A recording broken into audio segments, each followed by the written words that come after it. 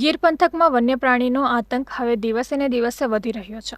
કેટલાક રહેણાંક વિસ્તારો અને સીમ વિસ્તારમાં પશુ અને માનવ પર હુમલાની ઘટનામાં પણ સતત વધારો થઈ રહ્યો છે. તેવામાં તાજેતરમાં અમરેલી પંથકમાં પણ સિંહના હુમલામાં 2 લોકો ઘવાયા હતા. તો બીજી તરફ જૂનાગઢના મધુરમ વિસ્તારમાં આવેલી ચંદન પાર્ક સોસાયટીમાં 3 સિંહોએ આવી ગાયનું મારણ કરતો વિડીયો સોશિયલ મીડિયામાં વાયરલ થતા સ્થાનિકોમાં ભયનો માહોલ ફેલાયો હતો. જેમાં સિંહો માનવ વસાહત તરફ આવી ન ચડે તે દિશામાં કામગીરી કરાય તે અંગે વન વિભાગને રજૂઆત કરી હતી.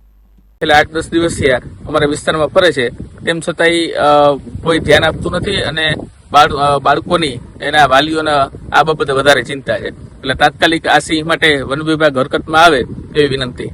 જૂનાગઢ વન વિભાગના અધિકારી કે રમેશે જણાવ્યું હતું કે હાલ જે વિડીયો સોશિયલ મીડિયામાં વાયરલ થયો છે તેમાં એક માદા સિંહણે 3 વર્ષ પહેલા 3 બચ્ચાને જન્મ આપ્યો હતો.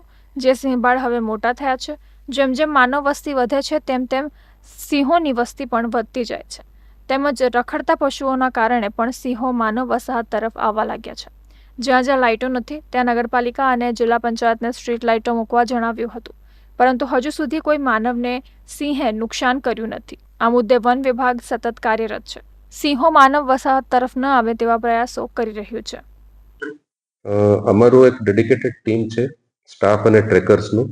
દિવસ રાત એ લોકો સજાગ હોય છે અને કંઈ પણ રેસ્ક્યુ કોલ આવે તો લોકો કરે છે, પ્રચાર પ્રસારે કરે છે એન્ડ લોક સંપર્કે કરે છે. એન્ડ આ જો ડેવલપમેન્ટના લીધે અમારો લોક સંપર્કને સ્ટેપ અપ કરીને વધારે એક કોન્ટેક્ટ મેન્ટેન કરીશું સો દેટ વાઇલ્ડ લાઈફને પણ નુકસાન ના થાય અને માણસને પણ નુકસાન ના થાય.